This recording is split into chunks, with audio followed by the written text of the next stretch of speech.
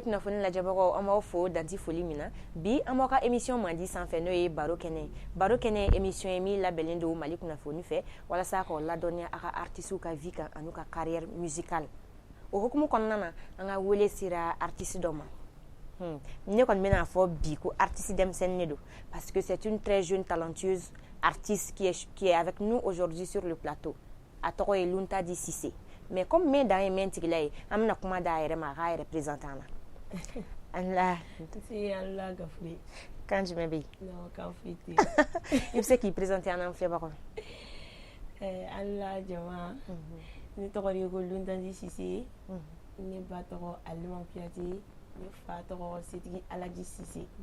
voilà ok Luntadi Cissé an bɛ se ka dɔn i nana musique la cogo di ya parce que i ko k'i ba tɔgɔ Alima Kuyate i fa Cissé musique la i bɛ se ka dɔɔni ɲɛfɔ an ye an ye geserew geserew an ye geserew de ɲamakalaya la bɛɛ ni siya de don mais n'i y'a fɔ mɔgɔ caman ɲɛna ko nin ye Cissé ye mais comment ça a bɛ dɔnkili da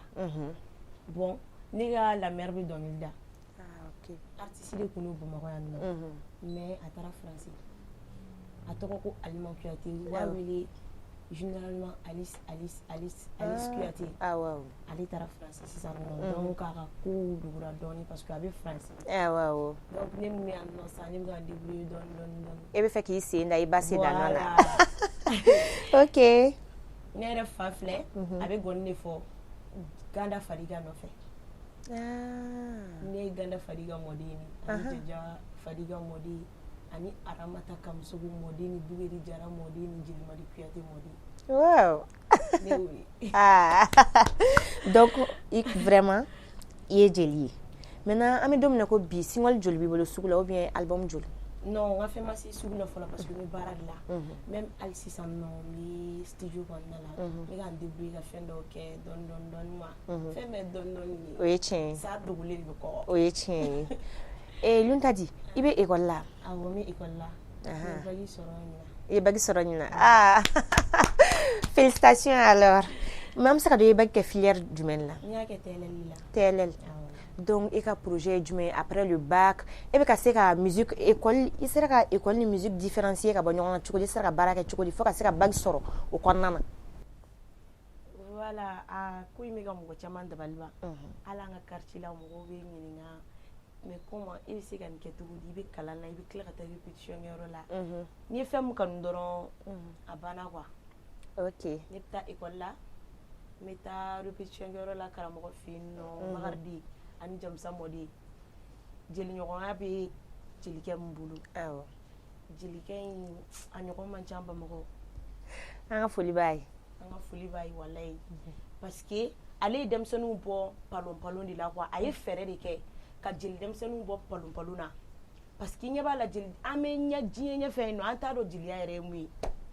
mais a ye fɛɛrɛ de ɲini o la ale bɛ jeli denmisɛnninw encadrer ka jeliya taabolo yira u la très bien an tantiw bɛ yen an ka ca yen nɔ dɛ mais a ko in fɛn ye anw yɛrɛ de ye denmisɛnninw ok a bitu y'aw yɛrɛ de ka se ka jeli denmisɛnninw encadrer ka encadrer nin kuma bɛ fɔ tan de nin dɔnkili bɛ da tan de nin ko bɛ kɛ tantɔ de a bɛ voyager n'an ye ka taa n'an ye Kela an bɛ taa jeli kɔrɔbaw an bɛ taa olu lajɛ an bɛ voyage misɛnninw kɛ c'est bien a ka ɲi nɔ an yɛrɛ hakili ma quoi i m'a faamu ok an ka foli b'a ye nse Luntadi an bɛ fɛ ka na ni question min ye e ka idole yɛrɛ ye jɔn de ye musique kɔnɔna na bon ne ka idole ye n ba de ah bon ouais parce que Mali artiste bɛɛ ye ne ba ye mais ne bɛ n ba yɛrɛ de ka son lamɛn kosɛbɛ quoi ale bɛ maraka dɔnkiliw da a bɛ fɛnw da quoi sinon ne bɛ artiste bɛɛ lamɛn mais kɛrɛnkɛrɛnnenya la ne ba yɛrɛ de ye n ka idole ye parce que ne bɛ fɛ ka jɛɲɛ dɔrɔn a b'a fɔ ko ayi kana kɛ tan dɛ i b'a kɛ tan i bɛ na ni nin sira de a ka d'a ye ne ka kɛ artiste yɛrɛ de ye quoi bon n b'a sira kan dɔɔni ok Luntadi yɔrɔ an bɛ fɛ ka min dɔn jelimuso Saramani sans maquillage sans produit ghanéen. Oh, an ka bɔbɔkɛ ko k'i kana produit foyi kɛ. Ayi n tɛ produit kɛ inchallah. Peut-être va sera ale an k'o yɔrɔnin to yen. Awɔ an k'o to yen. Luntadi depuis ye dɔnkilida diyara e ye. Et ye micro ta siɲɛ pour la première fois ye dɔnkili min da an bɛ fɛ e ko a cappella de k'anw ye yan. An n'a kɛra so de ye k'o wele a n'a wele bɔbɔkɛ la dɛ. Ne ye dɔnkili fɔlɔ min da o kɛra ne ni Bakaren ka fitiri ye. Bakaren Flo. Non, Bakaren Bangɔningadi a bɛ Bangɔnina yen nɔ quartier la. N tonton don. A bɛ to k'a ɲɛ dɔnkilida la a bɛ to k'a fɔ k'an ka taa studio la n donna studio la fɔlɔ. Ale de sababuya la. Ale de sababuya la. A don an taara studio la. O y'a sɔrɔ n yɛrɛ bɛ suna yɛrɛ mais tellement que dɔnkilida ka di n ye n tugura a kɔ ka taa studio la. A ye dɔnkili fɔ n ye o yɔrɔ la dɔrɔn ko n ka dɔnkili da n ye dɔnkili da. I ye dɔnkili da o la i ye jumɛn de da o donni kama i ye min da an bɛ fɛ i k'o da yan. Lili yo nagana Lili jamunyeli nagana ni kukatinde walai katigani nanunga mina lemunu nukatinde walai katigani sugunga mina lemunu nukatinde soni kaleme bambara leme jala suni jalabare soni kaleme koroboro leme jala suni jalabane lili yo nagana lili jamunyeli nagana ninku katinde kadako alako mo sere subagu awado adawa. Ah, vraiment, tu as l'impression que Jalou Damba veut se linga, non? Ok. Donc, tu es du Ménita. Maraka. Tu es Marakakani. Mais nga jarte Marakakani, mais parfois, on te donc nous da Marakakana quoi. Et puis, répétition yero la fana, ama jar sugu beke. Club des hommes de Brahma Soumano la, a jar bébé no. Ni mogo ibe se muna dore ka tega to yira. Ah, d'accord. Kalamblo de do, baby i dégale don d'accord. Voilà. Maintenant, comment est-ce que tu arrives à différencier ta voix et ta voix c'est pas donc ni en t'écoutant quoi, ni biki la me faut est-ce que ça donc la voix na ketchukodi. Et bien ko différencier chukodi. Ou bien abo fana kalandia, voix be travailler quoi. Ouais, voix be travailler. Au kuma choba so artiste do be jili do be no o kuma choko anu o kan maintenant donc il a quand tu yere voix de travailler ni yere I jagelera I yere de bi jagelera wa parce que femme do amanogo I mana jama yere do be paniquer I bi nyere bo jama la peu. OK Luntadi ame faire ado jumene kadi Luntadi dans la vie mune kadi Luntadi. Qu'est-ce qu'elle n'aime pas? Elle aime quoi? Mon cadenet. Il y a ça. Zamerikade. On est cadé. Au cadé, tu es dans le braguer. Mais qu'est-ce que tu détestes dans ta vie, surtout dans ta carrière musicale? Hypocrisie. Égoïsme. Parce que ni ɲɔgɔnna ni dɔrɔn ni ye dɔrɔn I bɛ ka baara dɔ kɛ dɔrɔn I bɛ compter I nɔfɛ de fo n yɛrɛ bɛ joie a bɛ kɛ I n'a fɔ n yɛrɛ de bɛ ka kɛ quoi tellement que a ka di n ye an ka génération kɔnɔna la bɛɛ bɛ baara kɛ n ye mɔgɔ min ka baarakɛta ye n bɛ tilen k'a bila n ka statut kan n'a diyara n ye I m'a ye ne tɛ ɲɛngoya fɛ ɲɛngoya nafa t'a la bon n ye mɔgɔ ye fana I bɛ ka mɔgɔ ɲɛngoya n b'i bɔ a sira kan parce que a ma ɲi a ma ɲi foyi de tɛ bɛn bɔ wa ni hadamadenw n'aw bɛnna dɔrɔn kɔnɔkulu bɛnni de bɛ bi fɔ voilà ɲɛngoya dɔrɔn de man di ne diɲɛlatigɛ kɔnɔna donc e ka dɔnkili ninnu na comme tu I bɛ ka carrière dɔnkilida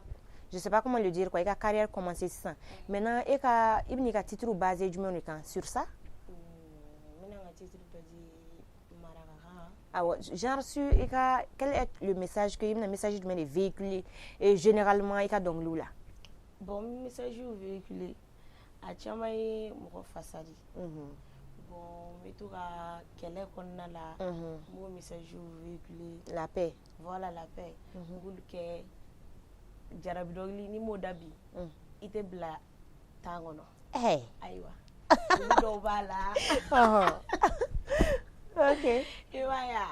voilà Luntadi, ok, an bɛ don min na ko bi i ye dɔnkilida daminɛ ka na se bi ma as-tu effectué des voyages? Non, à part ka taa Kela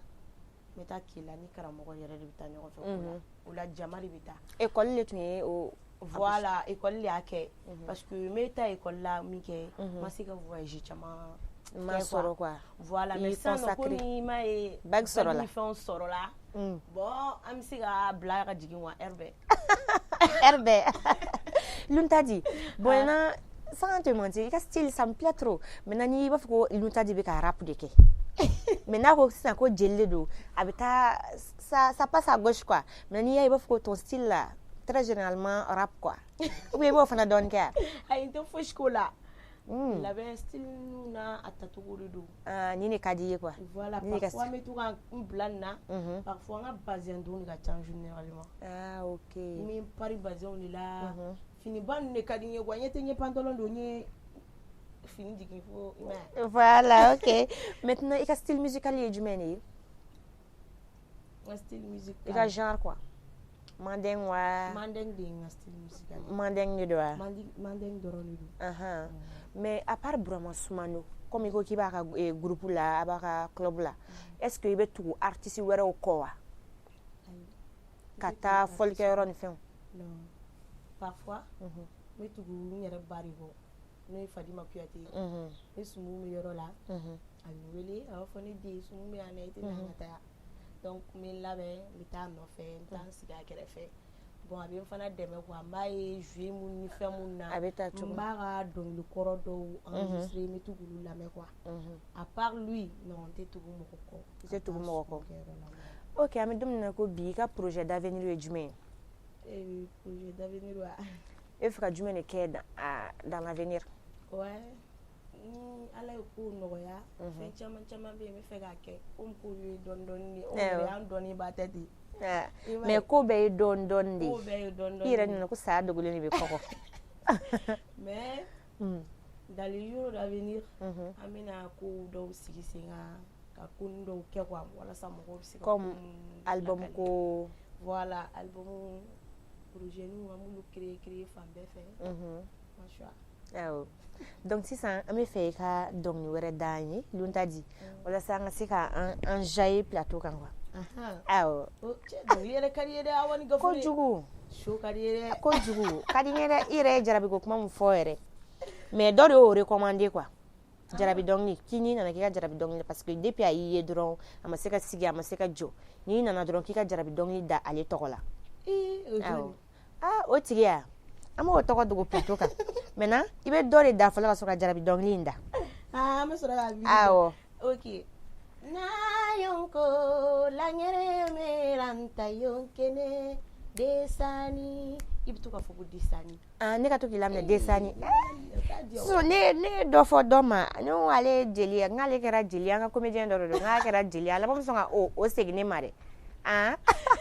na yonko atante ranta yonkene desani na yonko doroke kase kamane ranta yonkene desani amobilindiri malino gondi mobilindiri desani amobilindiri murujarano gondi mobilindiri desani soni kale mudu na bismillah tere paisaka soni kale mudu na bismillah dilam paikele na yonko khatante ranta yonkene desani desani wale mara dɔnkili ne ka di mama yo awa ale bɛ français no Mamadou Gassama a ma den sauver ale se ka dɔnkili da ten o de ye nin ya ayi o tɛ nin o de ye Mamadou Gassama o de y'o ye ale de y'o da donc o ye marakaw ok maintenant i ye dɔnkili min da an bɛ fɛ k'a kɔrɔ dɔ de Bubakɛ ma nin yɔrɔ faamu dɛ Ne maraka le bubu la yɛrɛ tɛ maraka kan mais a kuma ka ca dɛ. Bubu ka tɛ maraka kan mais a ko bɛna kɛ cogo di sisan? Ko fɛ bɛ tila ka o ko fɔ an ɲɛna. K'a fɔ an ɲɛna quoi. Voilà. Ok, d'accord. Maintenant Lunta di. Bi Mali musique ko e yɛrɛ ka idée jumɛn de y'a la? Bi Mali musique ko an baw n'an mamusow n'an kɔrɔw don. Maya, an bɛ dugawu de kɛ Ala ka hɛrɛ di an bɛɛ lajɛlen ma. Amina yarabi. Bɛɛ ka laɲini ye mun ye. Awɔ. N'i y'o assumer ka ban dɔrɔn a banna. Sinon ne kɔni ne lafiyalen don musique ko in na. Kojugu. Donc i tɛ fɛ ka k'i ka priorité ye wa? Cogo di ta? Maintenant Mali musique ko bɛ yɔrɔ min na bi e bɛ fɛ e k'i hakilinata de fɔ yɛrɛ de. Voilà, a sera yɔrɔ min ma sisan bɛɛ ko i ta de. Bɛɛ k'i ta quoi. Voilà. Bon, a dɛmɛbaga man ca tuguni n'a ma bɔ mɔgɔ kelen na. C'est vrai.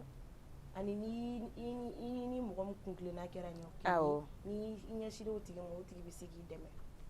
Ça c'est vrai. Maintenant e yɛrɛ ka welewelekan ye jumɛn ye k'a fɔ i bɛ profiter ni plateau in fɛ ni antenne fɛ ka o fɔ? Ne b'a fɔ n tantiw ani baw ɲɛna ani mamusow ni kɔrɔw u k'u hakili to anw denmisɛnninw na quoi. Bonya bɛ mande bonya masegi bɛ mande. Aw de ye u ka relève ye. Voilà, a mana kɛ togo togo olu b'u ta de kɛ ka taa. Olu tɛ se ka mɔgɔ wɛrɛ ta kɛ. U k'u hakili to an na. Ne yɛrɛ bɛ jelikɔrɔba caman de lamɛn. Parce que fɔlɔ dɔnkili ninnu n'i teri k'u lamɛn i bɛ se ka inspiration dɔɔni sɔrɔ quoi. I m'a ye wa? Donc ne bɛ se k'o de f'u ɲɛna. U k'u hakili to an na. U denw de y'an ye. N'a ye ko min k'u la u bɛ yafa an ma dɛ parce que denmisɛnninya de don. Ok, u y'o bɛɛ lajɛlen mɛn. Maintenant en tant que jeune parce que il faut le dire tu es très jeune et musique i bɛ bagi sɔrɔ min kɛ sisan i bɛna taa école de musique de la, n'est-ce pas? Donc ça ne va pas influencer un peu a tɛna i ka fɛn bila retard la dɔɔni wa? Musique i bɛ musique i b'a continuer a fɛ de wa? Voilà, n bɛna continuer. I b'a continuer a fɛ. N bɛna taa ekɔliso min na i b'a dɔn ko bɛɛ olu ye concours de ye ni Ala y'a kɛ n ye concours sɔrɔ continuer a fɛ parce que chez karamɔgɔ laban Burama Sumano ale tɛ problème d'olu la wa ale tɛ don a ka kalanden ka hɛrɛ ale tɛ don o cɛ quoi. I ka hɛrɛ bɛ yɔrɔ min na ale yɛrɛ bɛ Ala deli i ka avancer i ka se yen nɔ de. Donc ni ne ko sisan nɔ ni ne taara conservatoire la soit INA ninnu voilà ne bɛ se ka n ka kalan kɛ à l'aise n tɛ tɔɔrɔ foyi ni bɔra école la ni n bɛ se ka taa répétition kɛyɔrɔ la n bɛ taa a tɛ n tɔɔrɔ a tɛ n ɲininka a tɛ foyi fɔ. A yɛrɛ b'i wele qui encourager yɛrɛ parce que i bɛ sira min kan sira jugu tɛ quoi. Vraiment c'est quelqu'un qui t'a encouragé. A b'i encourager trop n'i b'i ka ko kɛ dɔrɔn n'i y'a sara la a bɛ dugawu k'i ye hali n'i m'a sara la a bɛ dugawu k'i ye. Ok, an ka foli bɛ tonton Burama Sumano ye plateau in kan. Lunta di depuis dɔnkilida diyara ye faut le dire jumɛn de qu'est-ce que tu as beaucoup aimé dans ta carrière? Mun de diyara ye a carrière nin kɔnɔna na? Bon kabini ne y'a daminɛ ne yɛrɛ dɔnkilida tuguni ne bɛ dɔnkilida fo ne bɛ to ka yɛlɛ. Tellement que a bɛ saraka don mɔgɔ wɛrɛ la a bɛ don ne yɛrɛ la fɔlɔ. Donc a ka di yɛrɛ ye fɔlɔ. Voilà ça n mana dɔnkili da fo n yɛrɛ bɛ to ka joie kɛ n bɛ tile dɔɔni dɔnkilida dɔrɔn de la. N bɛ tile dɔrɔn de la. O de y'i ka passe-temps ye quoi. O de y'i ka passe-temps ye i ka loisir ye quoi. Ok d'accord. Comme an bɛ ka se émission in fana kuncɛyɔrɔ la Lunta di an bɛ fɛ conseil ni min b'i bolo k'a fɔ plateau in kan ka ladilikan min fɔ i ka fans ye parce que Lunta di aussi a beaucoup de fans une très jeune artiste une très jeune talentueuse artiste ka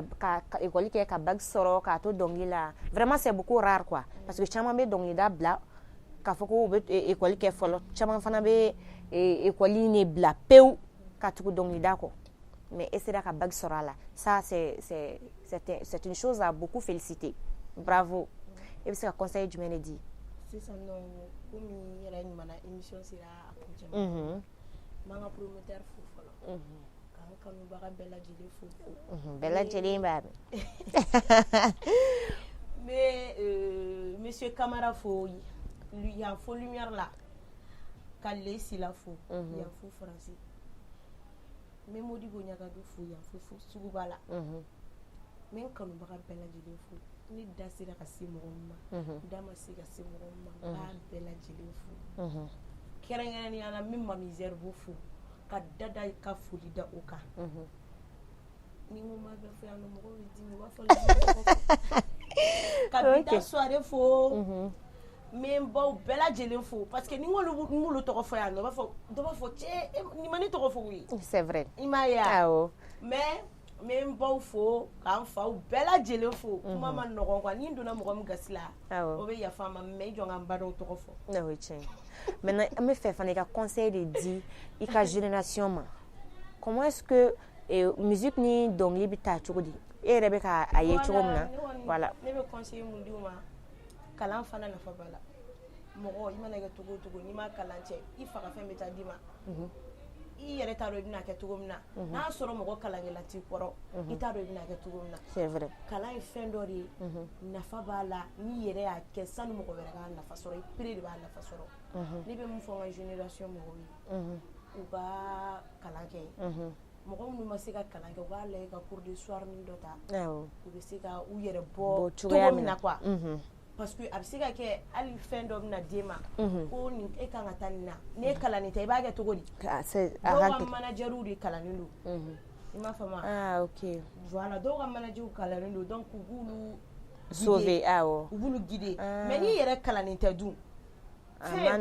f'a ka passer mɔgɔ wɛrɛ fɛ hali n'o kɛra miliyɔn ko ye sa o tɛ e kunkolo tigɛ anw jeliw ka wariko dun ma nɔgɔn ok an bɛ fɛ sisan n bɛ dugawu k'u ye u bɛ ka kalan kɛ nafa bɛ kalan na ne kɔni ye n ta nin kɛ mais a gɛlɛyara mais n y'a kɛ quoi i sera k'a kɛ n sera ka force sɔrɔ k'a kɛ ok d'accord maintenant an bɛ fɛ sisan jarabi dɔnkili jɔn de mago bɛ jarabi dɔnkili na de ou bien kumakan dɔw b'i bolo n'i bɛ fɛ ka message dɔw b'i bolo n'i bɛ fɛ ka passer message bɛ passer est-ce que jarabi dɔnkili da non message foyi tɛ n bolo ka passer n bɛ fɛ ka n jatigi dɔw dɔrɔn de fo o fo minnu t'a dɔn k'a fɔ n nana plateau in sanfɛ d'accord awɔ a bɛ courage d'u fana la ko dɔw kɛ quoi awɔ i m'a faamu n bɛ n jatigi bɛɛ lajɛlen fo u bɛɛ lajɛlen b'a mɛn n bɛ dada fo n bɛ jabira fo yan fo faransi n jatigi don le sila n b'a fo tuguni ne yɛrɛ ka foli o tɛ ban yɛrɛ ok o bɛɛ ye marakaw ye a bɛɛ ye marakaw ye jatigiw ka ca n bɛ n bamuso fo aja gerewu yuma gerewu n bɛ n mɔkɛ fo bakari gerewu n b'a fo yan fo hippodrome na u bɛɛ lajɛlen ka foli bɛ nin yɔrɔnin na k'an ba fo awa jara ka ɲame lagare fo o ye mamadu ka lagarenin ye n'o tɔgɔ ma fɔ dɔrɔn o bɛ dimi lagare ko don n bɛ lagare fo ka serite kuyate fo ka dige kuyate fo ka saba kuyate fo komi o ye n tanti préférée mais o banna ala ka badabada dali nɔgɔya ka jɔnku da kuyate fo voilà mali kunnafoni mɔgɔ bɛɛ lajɛlen fo dante foli min na u kan ka fo dɛ parce que u bɛ k'anw denmisɛnninw de bɔ wo kɔnɔ tantɔ dɔw yɛrɛ t'a dɔn k'a fɔ k'anw bɛ yen mais n'anw bɔra nin na sisan an fana an bɛ succès émission yɛrɛ biti o ye voilà kunnafoni yɛrɛ ka objectif ye o ye artiste minnu dɔnnen don k'olu ka carrière musicale lancer minnu dɔnnen tɛ ka se ka olu fana lancer très bien n'anw lancera bi est ce que anw bɛna se ka ɲinɛ quoi mɔgɔ mɔgɔ n'i ma ɲinɛ artiste ka ko ka gɛlɛn de an ka dɔnkili da cɛ caman ɲuman dɔn ala yɛrɛ k'an ka dɔnkili da saramalomoloma ɲinɛ ane sira na bi mɔgɔ ɲa lamɛnmalomoloma ɲinɛ ane sira na bi mɔgɔ ɲa mɔgɔ mana kɛ ɲɔgɔn ɲama hali samaranin tigi tɛ koli sɔnna ko da i la i ma nafini ɲuman dɔn u b'a f'i ye sunguruba tɛ ne ma kisi cogo ye bi mɔgɔ la sabali kɔ saramalomoloma ɲinɛ i ma ye kisi cogo tɛ bi mɔgɔ la sabali kɔ jatonyale ne ma kisi cogo ye bi mɔgɔ ka kisi cogo tɛ bi mɔgɔ la sabali kɔ walayi sisan nɔ an bɛna jara dɔɔni la sinon cɛ in kɔni bɛ yɔrɔ in na halisa ko ba me sɔnma jarabi wi kame wulela jarabi le me sɔnma jarabi wi kame wulela jarabi le sunguru mana wili kan ka ɲɔgɔn ye jaliba da la kamale mana wili kan ka ɲɔgɔn ye malikanu na me sɔnma walayi kame wulela kanu ɲɔgɔn namalo man ɲi dɔlu ye yɛlɛla dɔlu ye kasi la an ka ɲɔgɔn sɔrɔ Bamako ni yanni kanu sibona serile me sɔnma jarabi wi kame wulela jarabi le sunguru mana wili kan ka ɲɔgɔn ye jaliba da la